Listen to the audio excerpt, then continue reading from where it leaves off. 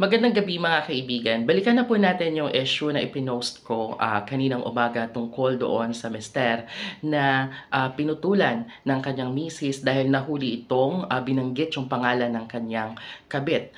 Ang tanong doon ay karapat-dapat ba talagang putulan ng pag-aari ang mga taong nahuhuling nagkakaroon ng kabit? Ang sagot dyan ay depende kung ano yung pangyayari at paano mo siya nahuli.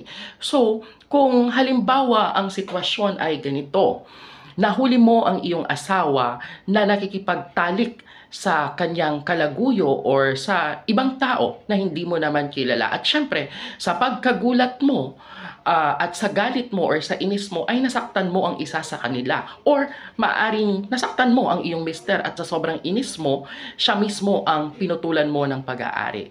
Ano nga ba ang sinasabi ng ating batas tungkol dyan? Balikan po natin ang binanggit sa Revised Penal Code, yung Article 247, yung death or physical injuries inflicted with exceptional circumstances. Ayon doon sa batas na yon or ayon doon sa sinasabing krimen, ikaw ay maaaring maging exempted sa criminal liability kung mapapatunayan mo ang tatlong elemento na hinihingi ng batas. Ano ba yung tatlong elemento na yon? Unang-una, dapat ikaw ay legally married doon sa taong yon. So, dapat kasal ka. Pangalawa, dapat ikaw mismo ang nakakita or nakagawa ng krimen. So, kung nahuli mo nga naman talaga at may hawak kang gunting sa sobrang inis mo dahil siya ay nakikipagtalik doon sa kanyang kabit at ang kabit ay mabilis tumakas, yung mister mo na lang ang naabutan mo dahil nga naman sa nahirapang magsuot ng pantalon, ay naputulan mo ng kanyang pag-aari. At ang pangatlong elemento ay hindi mo pinrovoke yung pangyayaring yun. Yung kanyang pagtataksil or yung infidelity na ginawa niya. So kung mapapatunayan mo ang tatlong elementong yon bilang isang defendant, ikaw ay exempted sa criminal liability. At ang magiging penalty mo lamang ay destierro. So, ibig sabihin, ikaw ay pagbabawalan ng korte na umaligid or pumunta doon sa lugar ng iyong asawa para ikaw ay maprotektahan sa ganti ng kanyang pamilya kung ano man yung maaari nilang gawin sa iyo. Ngayon, marami tayong mga ganyang klase ng kaso in the past.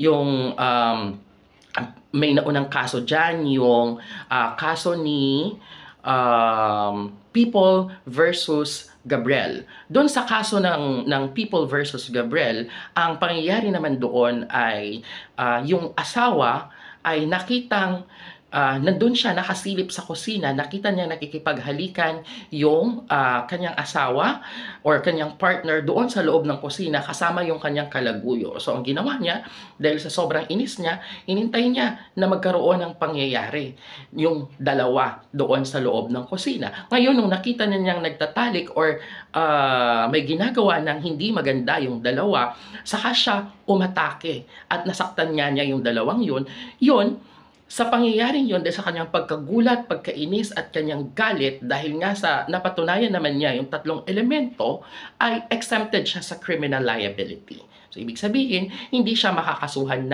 kasi kung hindi mo mapatunayan yung tatlong elementong yon bilang isang depensa, ikaw ay pwedeng kasuhan ng murder, pwedeng parricide, pwedeng homicide.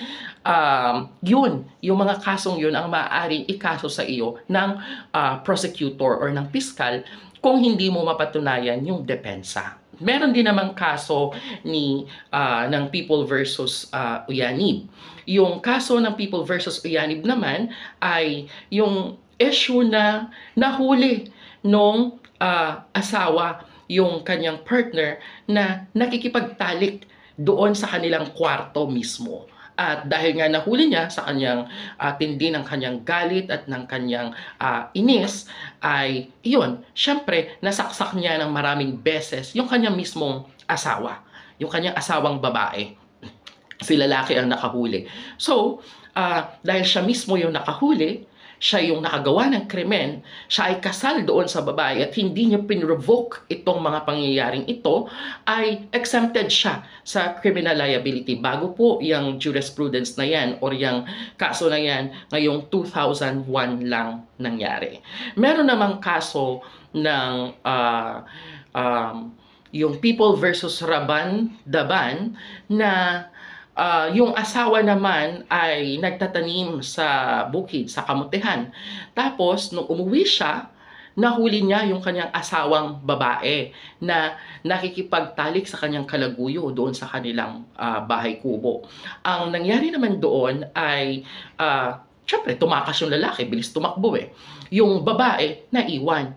Ngayon, ang ginawa ni lalaki, wala, inaway niya, pinalayas niya hanggang sa lumalim yung pag-aaway nila. Nung lumalim na yung pag-aaway nila, doon niya ngayon nasaktan yung babae. So ang tanong, pwede pa ba niyang kasuhan? Hindi na. Doon, magiging disqualified na siya kasi yung sakit niya doon sa babae ay wala na doon sa mismong pangyayari. Kumbaga pinalagpas na niya yung pagkakataon, yung kanyang inis, yung kanyang galit na doon sa nakita niya. Kasi kinausap pa niya pinagbigyan niya hanggang sa nagkaroon ng away, nagkaroon ng diskusyon at wala na doon sa issue na nahuli niya mismo. So, ang element dito or yung pinag-uusapan ay dapat kung nagawa mo yon dahil sa sobrang inis mo at sa sobrang galit mo, at that very moment na nahuli mo, yun ang sinasabi ng batas. You will be exempted from criminal liability. So kagaya ng sinasabi doon sa Facebook na dahil nabanggit ni Mr. yung pangalan ng kabit, nagalit si Mrs. at pinutulan ng pag-aari si Mr. Abay, yan po ay hindi na naaayon doon sa elementong binanggit ng Article 247. So hindi po tayo exempted dyan sa criminal liability dyan. Maaari pong managot si Mrs. At ano ang maaaring maikaso sa kanya? Mutilation. Kasi sa mutilation doon sa ating revised penal code, ito po ay ang pagputol ng isang parte ng reproductive organ ng isang tao para siya ay hindi na makapag-reproduce. So, isinasabi ng batas, hindi mo nga pinatay yung tao, pero pinatay mo naman yung pagkakataon na mag-transfer siya ng kanyang lahi sa susunod na salin lahi. So, ang ikakaso po kay Mrs. dapat doon ay mutilation. Hindi po siya exempted under Article 247. Yun lamang po mga kaibigan, naway may natutunan tayo sa gabing ito tungkol sa mga pambababae or yung infidelity or yung kataksilan ng ating mga partner. At syempre, kung mahal nyo talaga ang partner nyo at gusto nyo masigurong kayo lang ang mamahalin niya habang buhay, siguraduhin nyo kasal kayo. Kasi kung hindi kayo kasal, you lose the benefit of being a married woman. At napakarami pong benepisyo ang pagiging kasal. Yun lamang po, maraming salamat at magandang gabi.